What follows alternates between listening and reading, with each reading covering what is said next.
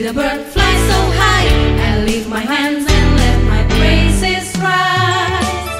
When I look out to the sea, creatures below swimming free. They make me wanna move my hands and feet. Slide to your left, hey, slide to your right, hey. The sea loves everything about you and me. Jump to your left, hey, jump to your right, hey. The sea loves everything about you and me. I sing praises to you, oh Jesus. I know I'm made by you. I will jump and dance for you, my Jesus. I know you love me so. When I look up to the sky, I see the bird fly so high. I lift my hands and let my praises rise. When I look out to the sea, creatures below swimming free. They make me wanna move my hands and feet. Slide to your left, hey, slide to your right, hey. The sea loves everything about you and me. Jump to your left, hey, jump to your right, hey. The sea loves everything about you and me. I sing praises to you, oh Jesus. I know I'm made by you. I will jump and dance for you, my Jesus. I know you love me so. Slide to your left, hey, slide to your right, hey. The sea loves everything about you and me. Jump to your left, hey, jump to your right, hey. The sea loves everything about you and me. I sing praises to you, oh Jesus. I know I'm made by you. I will jump and dance for you, my Jesus. I know you love me so. I sing praises to you, oh Jesus. I know I'm made by you. I will jump and dance for you, my Jesus. I know you love me so.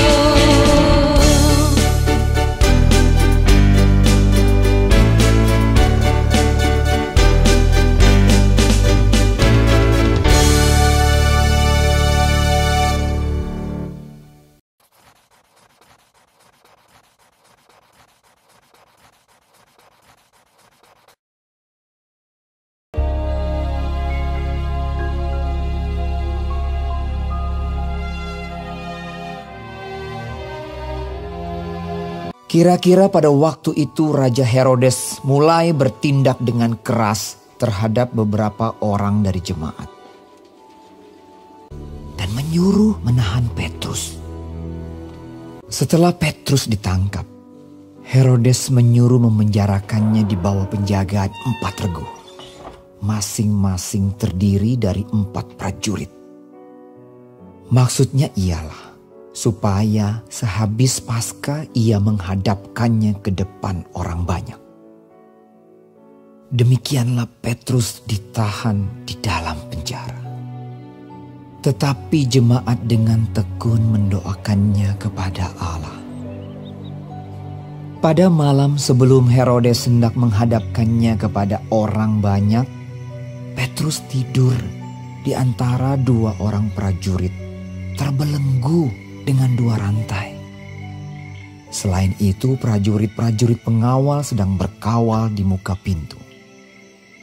Tiba-tiba, berdirilah seorang malaikat Tuhan dekat Petrus, dan cahaya bersinar dalam ruang itu. Malaikat itu menepuk Petrus untuk membangunkannya. Katanya, "Bangunlah segera." Maka gugurlah rantai itu dari tangan Petrus. Lalu kata malaikat itu kepadanya, "Ikatlah pinggangmu dan kenakanlah sepatumu. Kenakanlah jubahmu dan ikutlah aku." Ia pun berbuat demikian. Sangkanya ia melihat suatu penglihatan. Lalu ia mengikuti malaikat itu keluar dan ia tidak tahu bahwa apa yang dilakukan malaikat itu sungguh-sungguh terjadi. Setelah mereka melalui tempat kawal pertama dan tempat kawal kedua, sampailah mereka ke pintu gerbang besi yang menuju kota. Pintu itu terbuka dengan sendirinya bagi mereka. Sesudah tiba di luar, mereka berjalan sampai ke ujung jalan. Dan tiba-tiba malaikat itu meninggalkan dia. Dan setelah sadar akan dirinya, Petrus berkata, "Sekarang taulah aku benar-benar bahwa Tuhan telah menyuruh malaikatnya dan menyelamatkan aku dari tangan Herodes dan dari segala sesuatu yang diharapkan orang Yahudi." Dan setelah berpikir sebentar, pergilah ia ke rumah Maria, ibu Yohanes yang disebut juga Markus. Dan ketika ia mengetuk pintu gerbang, datanglah seorang hamba perempuan bernama Rode untuk mengetahui siapa yang mengetuk itu. Ia terus mengenal suara Petrus. Tetapi karena girangnya ia tidak membuka pintu gerbang itu dan segera masuk ke dalam untuk memberitahukan bahwa Petrus ada di depan pintu gerbang.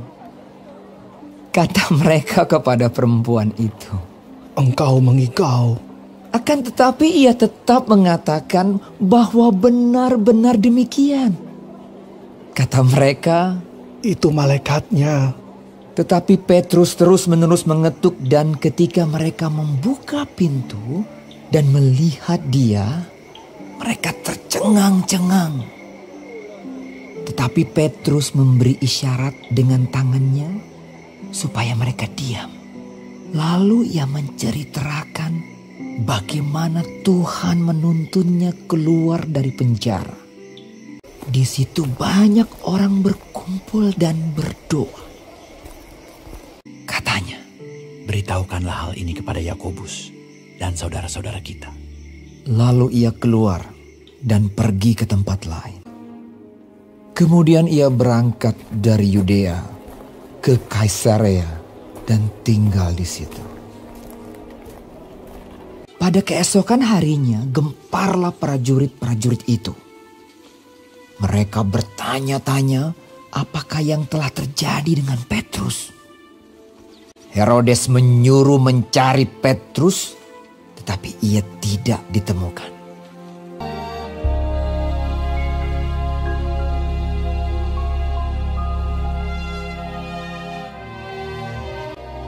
Sementara itu berkobar-kobar hati Saulus untuk mengancam dan membunuh murid-murid Tuhan. Ia menghadap imam besar dan meminta surat kuasa daripadanya untuk dibawa kepada majelis-majelis Yahudi di Damsyik, supaya jika ia menemukan laki-laki atau perempuan yang mengikuti jalan Tuhan, ia menangkap mereka dan membawa mereka ke Yerusalem. Dalam perjalanannya ke Damsyik, ketika ia sudah dekat kota itu, tiba-tiba cahaya memancar dari langit mengelilingi dia. Ia rebah ke tanah dan kedengaranlah olehnya suatu suara yang berkata kepadanya, Saulus, Saulus, mengapakah engkau menganiaya aku? Jawab Saulus, Siapakah engkau Tuhan?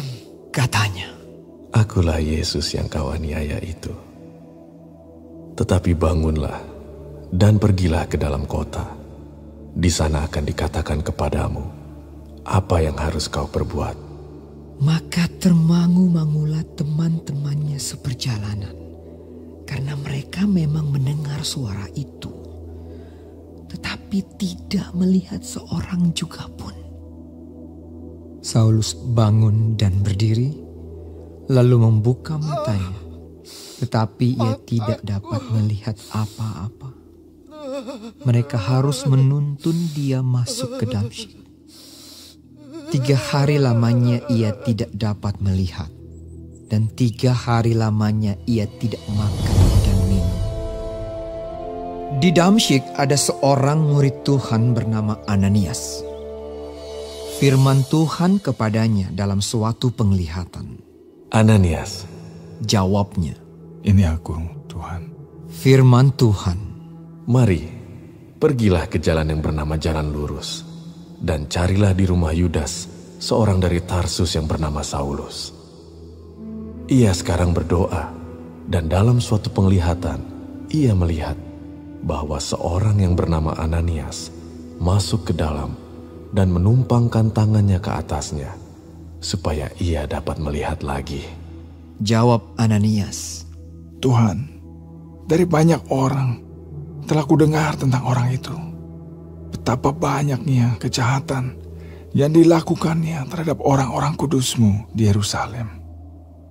Dan ia datang kemari dengan kuasa penuh dari imam-imam kepala untuk menangkap semua orang yang memanggil nama-Mu."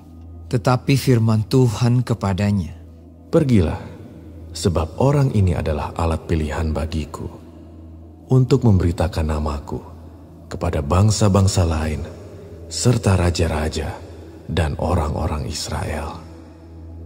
Aku sendiri akan menunjukkan kepadanya betapa banyak penderitaan yang harus ia tanggung oleh karena namaku. Lalu pergilah Ananias ke situ dan masuk ke rumah itu. Ia menumpangkan tangannya ke atas Saulus. Katanya, "Saulus, saudaraku, Tuhan Yesus yang telah menampakkan diri kepadamu di jalan yang kau lalui, telah menyuruh aku kepadamu, supaya engkau dapat melihat lagi dan penuh dengan Roh Kudus." dan seketika itu juga, seolah-olah selaput gugur dari matanya, sehingga ia dapat melihat lagi. Ia bangun, lalu dibaptis. Dan setelah ia makan, pulihlah kekuatannya.